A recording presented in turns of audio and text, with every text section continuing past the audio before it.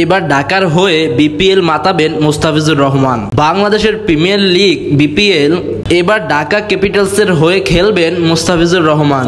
তিনি গেল মৌসুমে খেলছেন কুমিল্লা হয়ে, এবার তার দল কুমিল্লা বিপিএল এ খেলবেন না। তাই কাটার মাস্টারকে বিপিএল এর 3 মাস আগে শাকিব খানের দল ঢাকা ক্যাপিটালসে যুক্ত হয়েছেন। ঢালিউড সুপারস্টার শাকিব খান বিপিএল এ দল কিনছেন, এটা তো অনেক পুরানো খবর।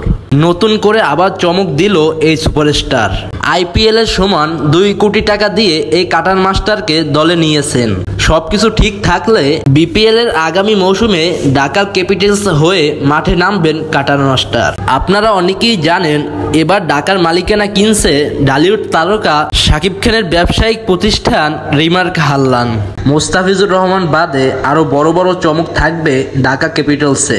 এই বিষয়ে যদি আপনার কোনো মতামত থাকে অবশ্যই কমেন্ট বক্সে জানাবেন। আর ভিডিওটা যদি ভালো লেগে থাকে অবশ্যই চ্যানেলটাকে সাবস্ক্রাইব করে দিবেন, লাইক দিয়ে পাশে থাকবেন।